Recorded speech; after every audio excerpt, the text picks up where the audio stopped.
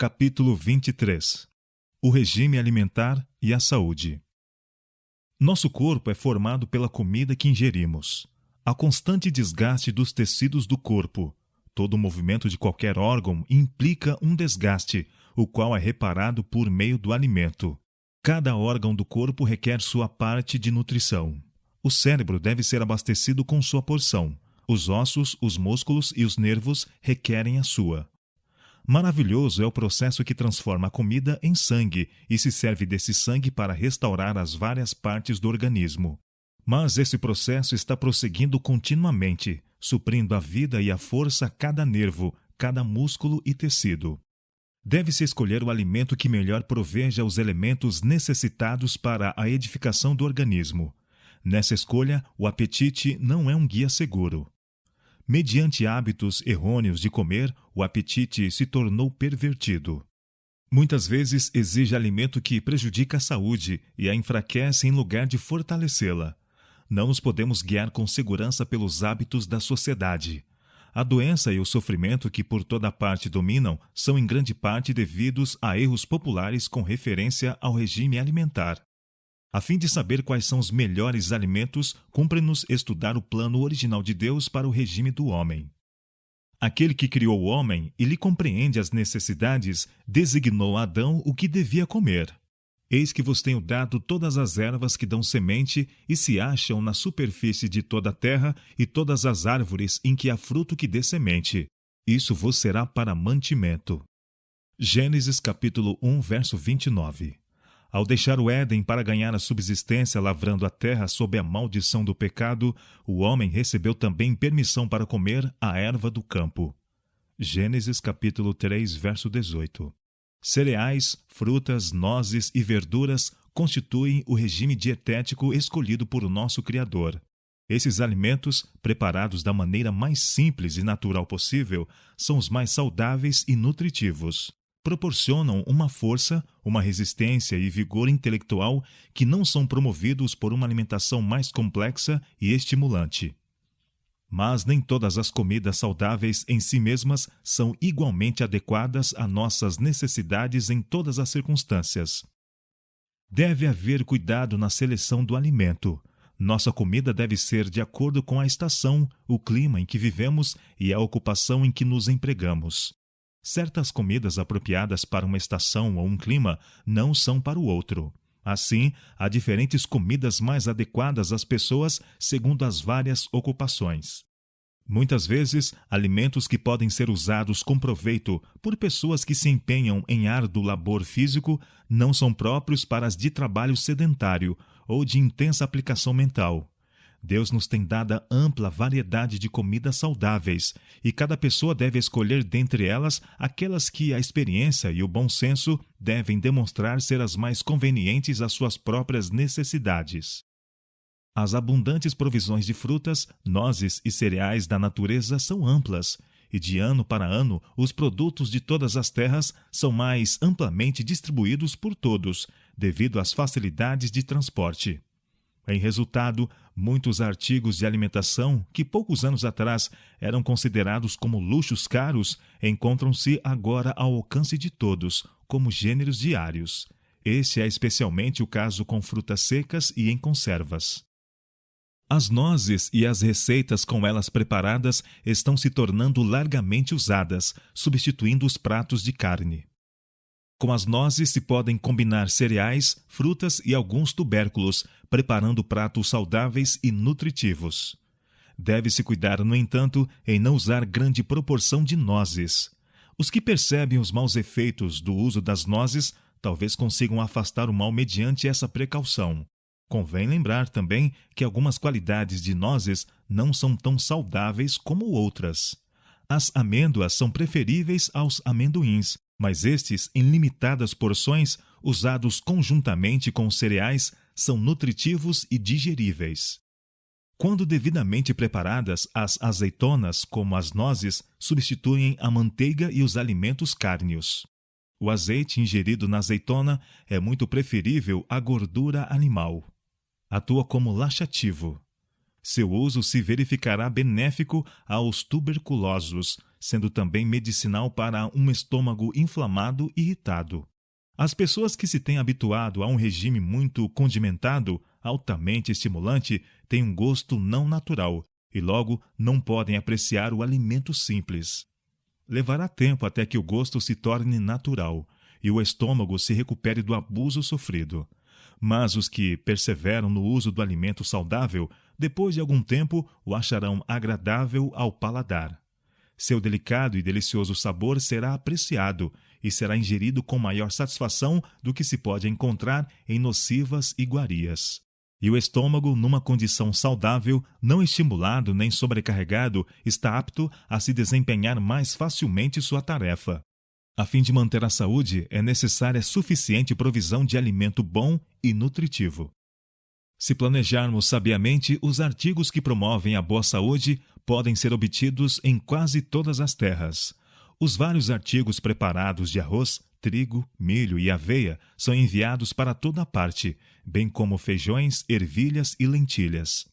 Estes, juntamente com as frutas nacionais ou importadas e a quantidade de verduras que dão em todas as localidades, oferecem oportunidade de escolher um regime dietético completo, sem uso de alimentos cárneos. Onde quer que haja frutas em abundância, deve-se preparar farta provisão para o inverno, conservando-as cozidas ou secas. As frutas pequenas, como morangos, amoras, groselhas e outras, podem dar com vantagem em muitos lugares onde são pouco usadas, sendo negligenciado o seu cultivo. Para conservas domésticas, os vidros devem ser usados sempre que possível, de preferência as latas. É especialmente digno de atenção que as frutas, a serem conservadas, estejam em boas condições. Empregue-se pouco açúcar e a fruta seja cozida apenas o necessário à sua conservação. Assim preparadas, são excelente substituto para as frutas frescas. Onde quer que as frutas secas, como passas, ameixas, maçãs, peras, figos e abricós, se podem obter por moderado preço, verificar-se-á que se podem usar como artigos principais de regime, muito mais abundantemente do que se costuma fazer, com os melhores resultados para a saúde de todas as classes. Não deve haver grande variedade em cada refeição, pois isso incita o excesso na alimentação e produz má digestão. Não é bom comer verduras e frutas na mesma refeição. Se a digestão é deficiente, o uso de ambas ocasionará com frequência perturbação, incapacitando para o esforço mental. Melhor é usar as frutas numa refeição e as verduras em outra. O cardápio deve ser variado. Os mesmos pratos preparados da mesma maneira não devem aparecer à mesa refeição após refeição, dia após dia. O alimento é tomado com mais prazer e o organismo mais bem nutrido quando é variado. É pecado comer apenas para satisfazer o apetite, mas não se deve ser indiferente quanto à qualidade da alimentação ou à maneira de a preparar. Se a refeição que comemos não é saborosa, o organismo não recebe tanta nutrição. O alimento deve ser cuidadosamente escolhido e preparado com inteligência e habilidade. Para o pão, não é a melhor a farinha branca, superfina. Seu uso nem é saudável nem econômico. A farinha branca, fina, carece de elementos nutritivos que se encontram num pão feito do trigo integral. É causa frequente de prisão de ventre e outras condições insalubres. O emprego do bicarbonato ou fermento em pó no pão é nocivo e desnecessário. O bicarbonato produz inflamação do estômago, envenenando muitas vezes todo o organismo. Muitas donas de casa julgam não poder fazer bom pão sem empregar o bicarbonato, mas isso é um erro. Se se derem a um incômodo de aprender melhores métodos, seu pão será mais saudável e a um paladar natural, muito mais agradável. Ao fazer pão crescido ou levedado, não se devia utilizar leite em lugar de água. Isso representa despesa adicional e torna o pão menos saudável. O pão que leva leite não se conserva bem tanto tempo depois de assado como o que é feito com água e fermenta mais facilmente no estômago. O pão deve ser leve e agradável. Nem o mais leve vestígio de acidez se deve tolerar. Os pães devem ser pequenos e tão perfeitamente assados que, o quanto possível, o princípio ativo do fermento seja destruído. Quando quente ou fresco, qualquer espécie de pão levedado é de difícil digestão. Nunca devia aparecer à mesa. Isso não se aplica, entretanto, ao pão sem levedar. Pão de trigo fresco, sem fermento ou levedura e assado num forno bem quente é ao mesmo tempo saboroso e saudável. Os cereais empregados em mingaus devem ser cozidos várias horas, mas as refeições brandas ou líquidas são menos saudáveis que as secas, que requerem mastigação total. Torradas são dos mais digestíveis e aprazíveis alimentos. Corte-se o pão comum em fatias. Ponha-se no forno até haver desaparecido o último vestígio de umidade. Deixe-se então dourar levemente e por igual. Pode-se conservar esse pão num lugar seco por muito mais tempo que o pão comum, e se posto novamente ao forno, pouco antes de ser servido, ficará como torrado de fresco. Em geral, usa-se demasiado açúcar no alimento. Bolos, pudins, massas folhadas, geleias e doces são causa ativa de má digestão. Especialmente nocivos são os cremes e pudim, em que o leite, ovos e açúcar são os principais ingredientes. Deve-se evitar o uso abundante de leite e açúcar juntos. O leite que se usa deve ser perfeitamente esterilizado. Com esta precaução, há menos perigo de contrair doenças por seu uso. A manteiga é menos nociva quando comida no pão do que empregada na cozinha, mas, em regra, melhor é dispensá-la inteiramente. O queijo é ainda mais objetável, é totalmente impróprio como alimento. A alimentação deficiente, mal cozida, estraga o sangue por enfraquecer os órgãos que o preparam. Isso desarranja o organismo, trazendo doenças com seu cortejo de nervos irritados e mau gênio. As vítimas da deficiência culinária contam-se aos milhares e dezenas de milhares. Sobre muitos túmulos se poderia gravar: morto devido à má cozinha. Morto por maus tratos infligidos ao estômago. É um sagrado dever para os que cozinham o saber preparar alimento saudável. Muitas almas se perdem em razão de um errôneo modo de preparar os alimentos. Exige reflexão e cuidado fazer um bom pão. Há, porém, mais religião num pão bem feito do que muitos pensam. Na verdade, há poucas boas cozinheiras. As jovens entendem ser coisa servil cozinhar e fazer outros serviços domésticos. E por isso, muitas jovens que se casam e têm cuidado de família, mas pouca ideia possuem dos deveres que pesam sobre a esposa e mãe.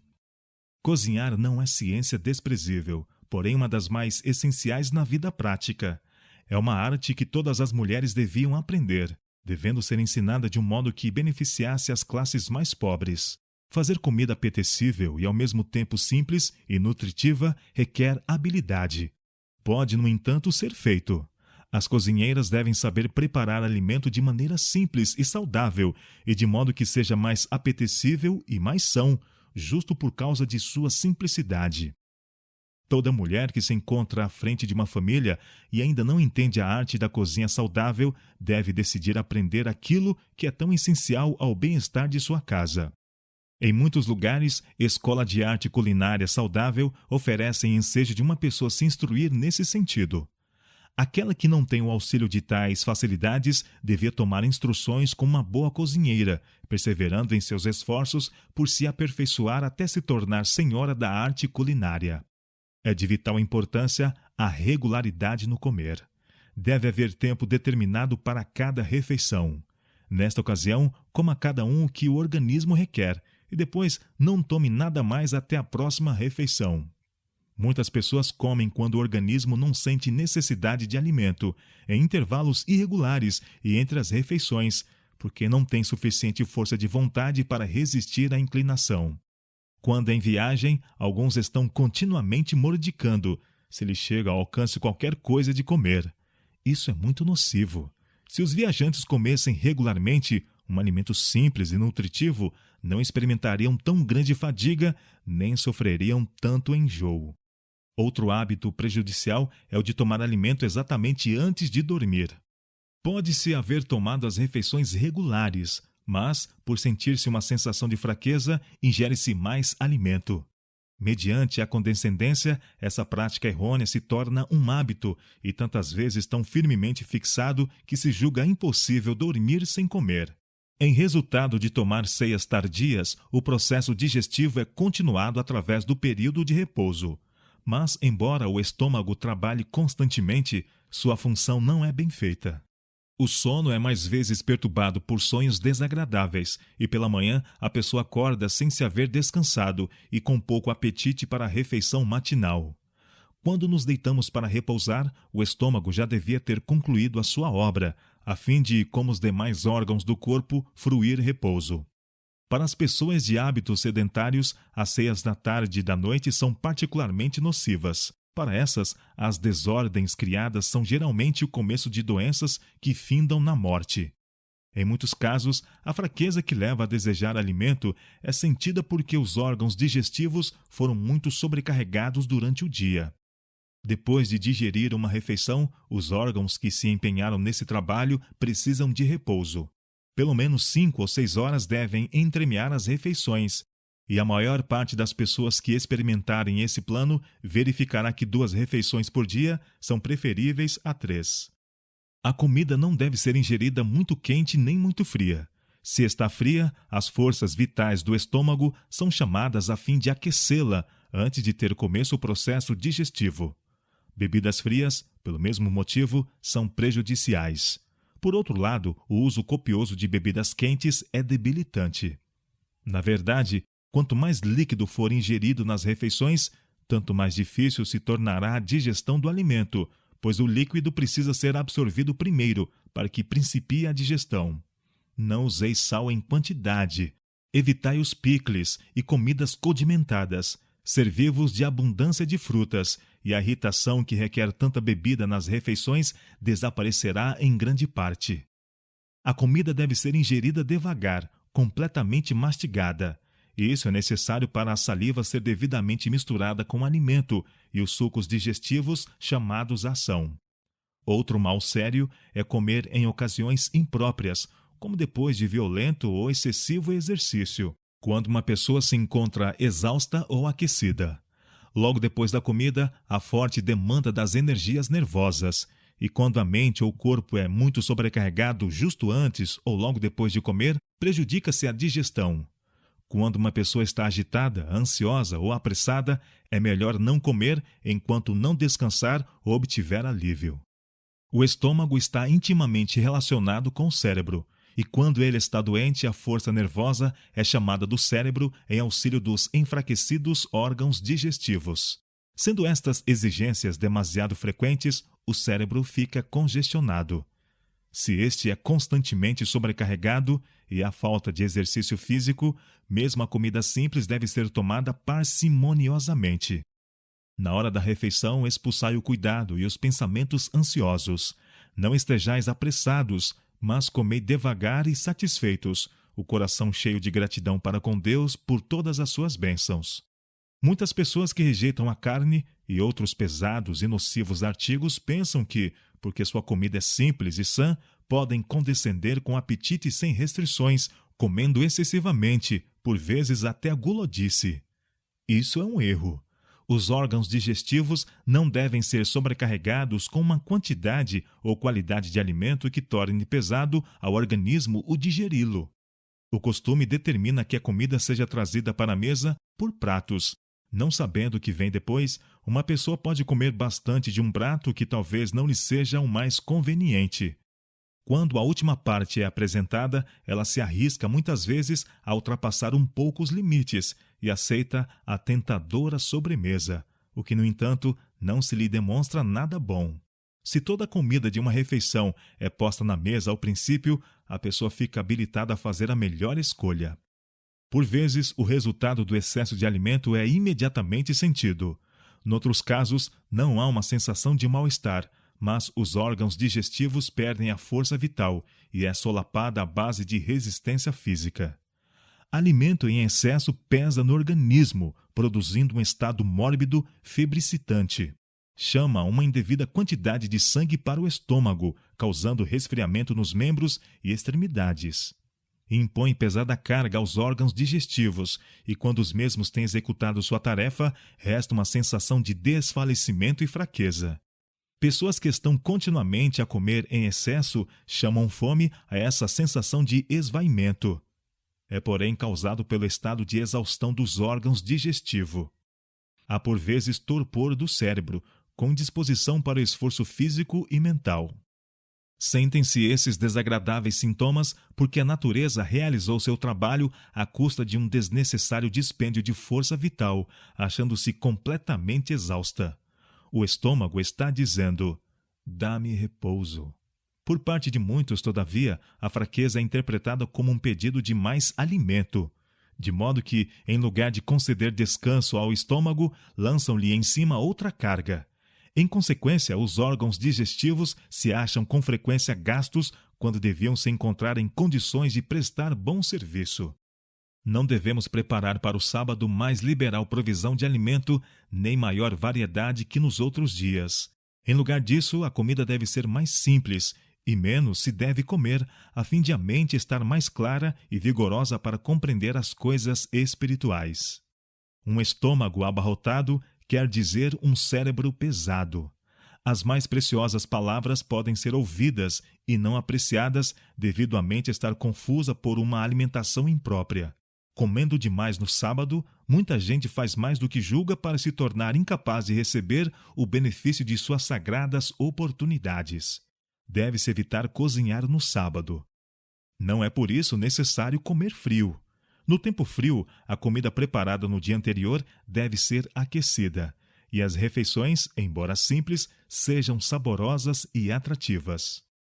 Especialmente nas famílias em que há crianças, é bom aos sábados qualquer coisa que seja considerada como um prato especial, coisa que a família não tenha todos os dias. Onde tem havido condescendência com hábitos errôneos, não deve haver demora em reformá-los. Quando a dispepsia tem sido resultado do maltrato infligido ao estômago, façam-se cuidadosos esforços para conservar o resto da resistência das forças vitais, afastando toda a sobrecarga. Talvez o estômago nunca recupere inteiramente a saúde depois de um longo tempo de maltrato. Mas uma correta orientação no regime dietético poupará posterior debilidade, e muitos se recuperarão mais ou menos. Não é fácil prescrever regras que se adaptem a todos os casos, mas, atendendo aos sãos princípios no comer, podem-se operar grandes reformas, e a cozinheira não precisa labutar continuamente para tentar o apetite. A sobriedade na alimentação é recompensada com vigor mental e moral. É também eficaz no domínio das paixões. O excessivo comer é especialmente prejudicial aos que são de temperamento indolente. Estes devem comer frugalmente e fazer bastante exercício físico. Existem homens e mulheres de excelentes aptidões naturais, que não realizam metade do que poderiam efetuar se exercessem domínio sobre si mesmos quanto a negar-se ao apetite. Muitos escritores e oradores falham nesse ponto. Depois de comer à vontade, entregam-se às ocupações sedentárias, lendo, estudando ou escrevendo, não se dando nenhum tempo para exercício físico. Em consequência, é dificultado o livre fluxo dos pensamentos e das palavras. Não podem escrever nem falar com a intensidade e o vigor necessários para atingir o coração. Seus esforços são fracos e infrutíferos. Aqueles sobre quem impendem importantes responsabilidades, e sobretudo os que são guardas dos interesses espirituais, devem ser homens de viva sensibilidade e rápida percepção. Mais que os outros, devem ser eles temperantes no comer. Alimentos muito condimentados e sofisticados não deveriam ter lugar em sua mesa. Todos os dias, homens que ocupam posição de responsabilidade têm de tomar decisões das quais dependem resultados de grande importância. É-lhes preciso com frequência pensar rapidamente, e isso só pode ser feito com êxito pelos que observam estrita temperança. A mente se revigora sob o correto tratamento das faculdades físicas e mentais. Se a tensão não é demasiada, sobrevém renovado vigor a cada esforço. Mas, com frequência, a obra dos que têm importantes planos a considerar e sérias decisões a tomar é afetada para mal em consequência de um regime impróprio. Um estômago perturbado produz um estado mental incerto e perturbado. Causa muitas vezes irritabilidade, aspereza ou injustiça. Muito plano que haveria sido uma bênção para o mundo tem sido posto à margem. Muitas medidas injustas, opressivas e mesmo cruéis têm sido executadas em resultado de estados enfermos, resultantes de hábitos errôneos no comer. Eis uma sugestão para todos quanto têm trabalho sedentário ou especialmente mental. Experimentem-no os que tiverem suficiente força moral e domínio próprio. Comei em cada refeição apenas 2 ou 3 espécies de alimentos simples, não ingerindo mais do que o necessário para satisfazer a fome. Fazei exercício ativo todos os dias e vede se não experimentais benefício. Homens fortes que se empenham em ativo trabalho físico não são forçados a cuidar tanto no que respeita à qualidade e à quantidade do alimento como as pessoas de hábitos sedentários, mas mesmo esses desfrutariam melhor saúde se usassem de domínio sobre si mesmos quanto ao comer e ao beber. Alguns desejariam que se lhes prescrevesse uma regra exata para seu regime. Comem demais e depois se lamentam e ficam sempre a pensar no que comem e bebem. Não deve ser assim. Uma pessoa não pode ditar uma estrita regra para outra. Cada um deve exercer discernimento e domínio, agindo por princípio. Nosso corpo é a possessão adquirida de Cristo, e não nos achamos na liberdade de fazer com ele o que nos apraz. Todos quantos compreendem as leis da saúde devem reconhecer sua obrigação de obedecer a essas leis, estabelecidas por Deus em nosso ser. A obediência às leis da saúde deve ser considerada questão de dever pessoal. Temos de sofrer os resultados da lei violada. Cumpre-nos responder individualmente a Deus por nossos hábitos e práticas. Portanto, a questão quanto a nós não é: qual é o costume do mundo? Mas, de que maneira eu, como indivíduo, tratarei a habitação que Deus me deu?